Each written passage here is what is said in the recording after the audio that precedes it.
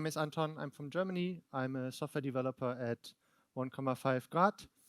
And yeah, I'm talking about home screen widgets today. And so we all kind of know what home screen widgets are. You can see them on the screenshot already. It's these little boxes that give you more information from your app. But to get on the same page, let's maybe first look at what the actual platforms say about home screen widgets. So iOS in the Human Interface Design Guidelines describes them as a widget elevates and displays a small amount of timely, relevant information from your app or game so people can see it at a glance in additional context.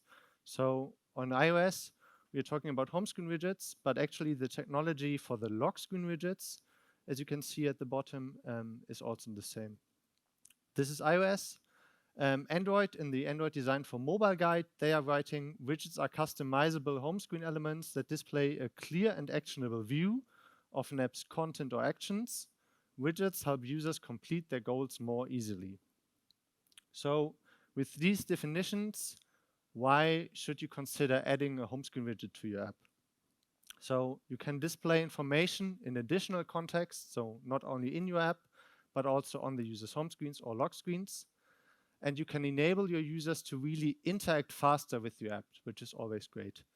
Then, great argument to get to your product owners, you get more space for your app. Like on iOS, the smallest size for home screen widgets is 2 by 2. So you get 4 times the space. The user sees your content, your branding. It's really beneficial.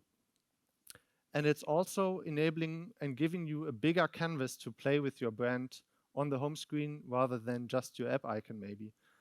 So Duolingo is doing this really well in my opinion. So they found out that half of the learners with the widget installed have a streak of at least 6 months. So you can really see that like a streak in Duolingo means those people, they have all opened the app every day for at least 6 months, which is a lot, and we all would like if our users would do this. And also you can see how well they use the space of the home screen widgets to play with their brand and give you this brand experience.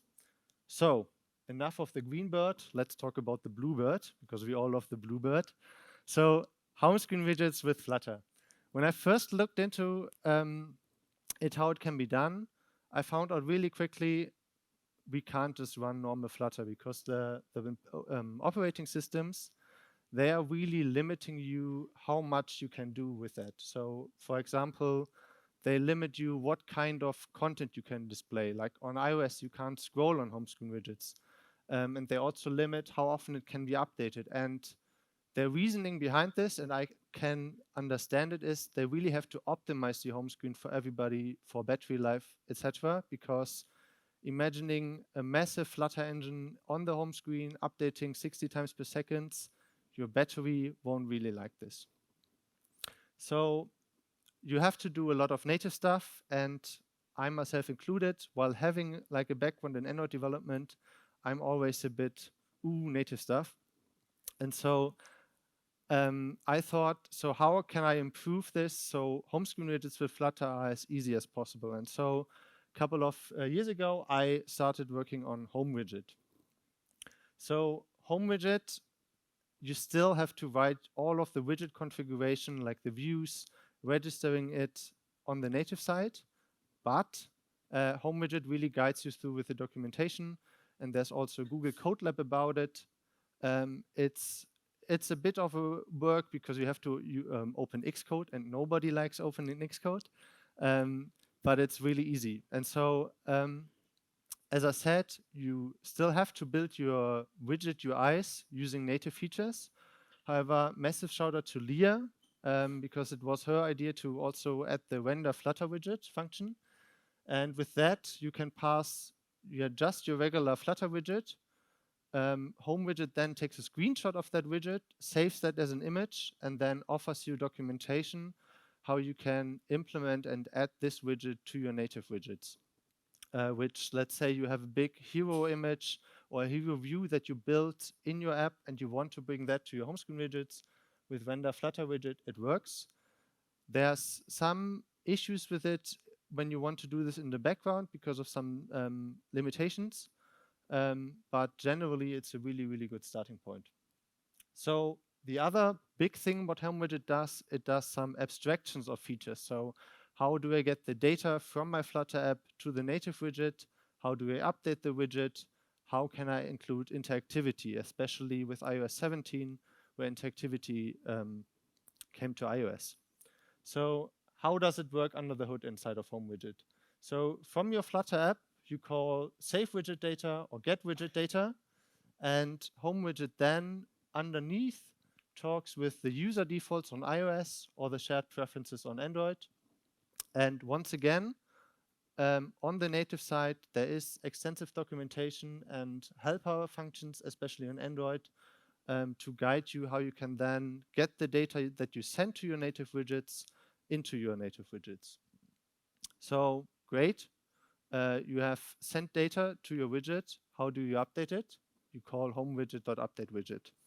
And once again, HomeWidget does the work and reloads the widget center timeline on iOS and doing the update on the app widget manager on Android. And if you follow during the setup the documentation of HomeWidget, these updates then happen automatically. Another big thing, like I already mentioned, is interactive widget, because this is what really drives the goal achievement for your users. Let's say you have a to-do app and you want to have the to-do list and want to enable users to do the to-dos, or our favorite app, not red as Luca's app, but still the white, our Flutter counter counting up. And so you could do this on the native side. However, with HomeWidget, there's a way that you can do the counting in Dart. So what you're seeing here, both apps call the same Dart function, updating this value. So you only have to write the interactive code once. How does this work? You register an interactive callback, which is just your function. And then on your widgets, in the native side, you send an intent, and yes, they both call it intent. It's, I think, the first time they got the naming the same. And then once again, HomeWidget handles all the rest for you, boots up a new Flutter engine if your app is killed, and calls the callback that you have registered. And that way you can achieve things like we just saw with the counting up. And so native code. I talked a lot about you have to write stuff in native. And I really want to point out that I want you to leave this talk with the feeling I can write native code. So this, it fits on one slide all the iOS configuration that you need to do in order to get interactive widgets going, fits on one slide. So on the left, this is where you create your intent or define your intent, and you can see there's the HomeWidget background worker which does all the heavy lifting. And then on the right, you see how you can use that background intent into your button. So don't be afraid. All the native code for interactive widgets for iOS fits on one slide. And yes, it also fits on one slide for Android. So once again, thankfully, HomeWidget now supports Jetpack Glance, which looks a lot more like Dart or like Flutter code when building UIs. And it makes life simpler, and it fits on one slide. So on the left, once again, the action callback, where you define your intent coming from HomeWidget.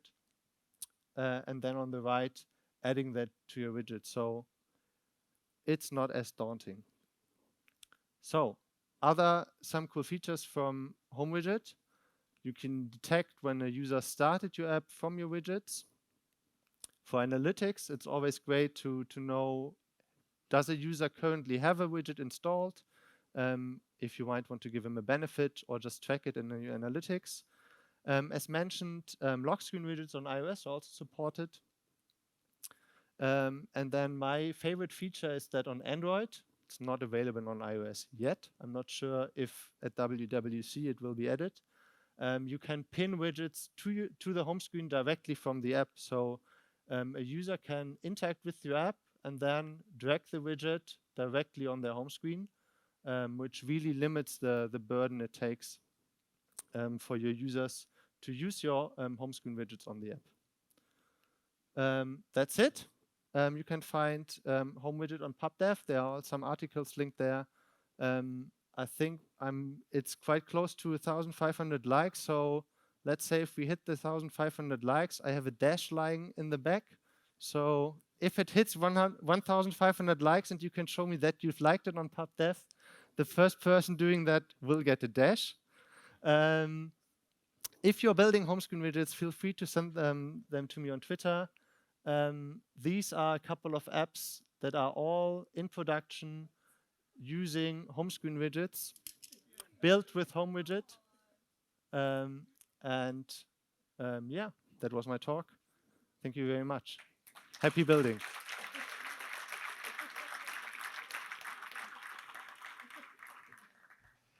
Thank you very much.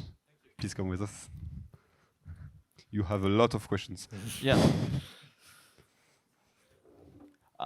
I'll start with a known Flutter one for once.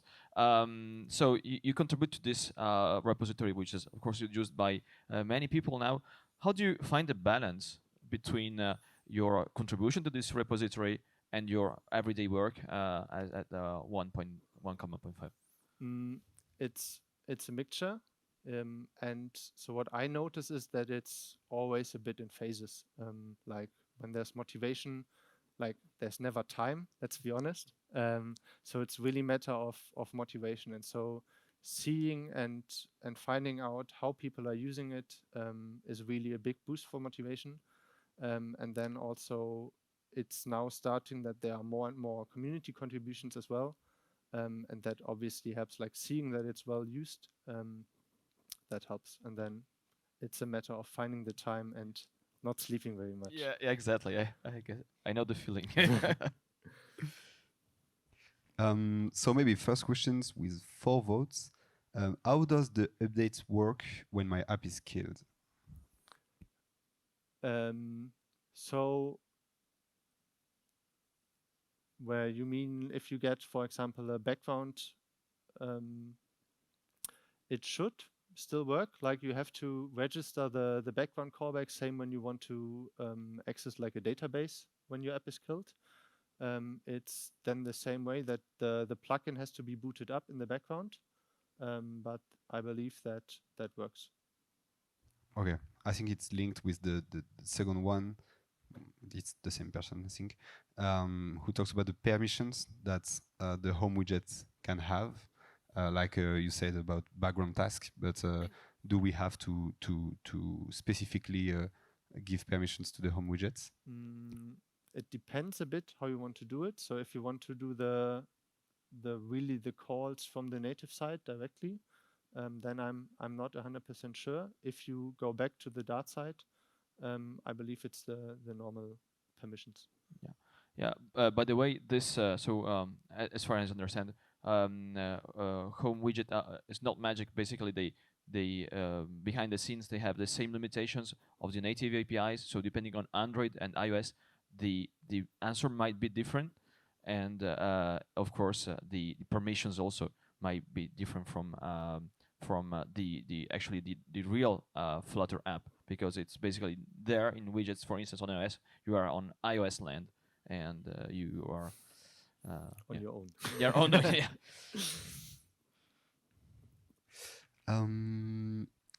There is one, about background capability. So of course that's a question that everyone had. Does it support different widget sizes?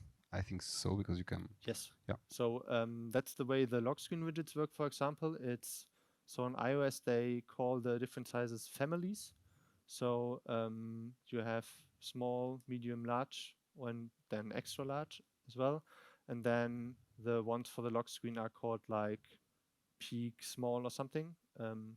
I not exactly sure about the name, but yes. And then on Android resizing, this is configuration you need to do on the native side. And there's if a bit of Googling or like with ChatGPT to get help there.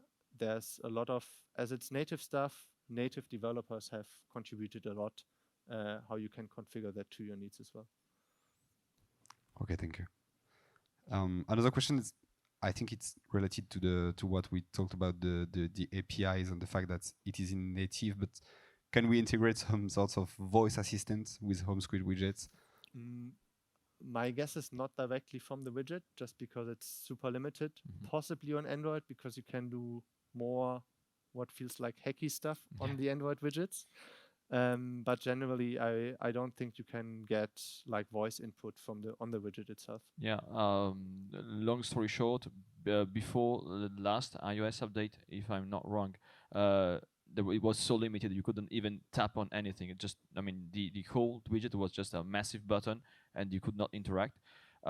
Since recent years, I guess, I mean, you can also have interactive elements on the widget. Does Home Widget support that? Yeah, this is what I meant earlier with the callbacks. You can do it in Dart. Okay. And as I mentioned, like iOS doesn't support scrolling, but one of the examples, it's an app called Enduko. They do like an endurance training plans, and they actually use an interactive button that sends Dart code that sets a variable, which then updates it to look like a second page. So you can do like page switching that way. It's, I think, a lot of like the guy who did this Apollo Reddit app has like a massive like fidget spinners as home screen widgets, and I think they work in a similar manner. Yeah. This is very much related to I mean how Apple implemented widget, and which is supposed to be something which is it's not interactive to allow the widget to not to be calculated every time. So basically, it's I mean the implementation you chose for like a static image was super clever, because it's kind-ish of how it works really behind the scenes from the iOS side, because it was supposed to be static.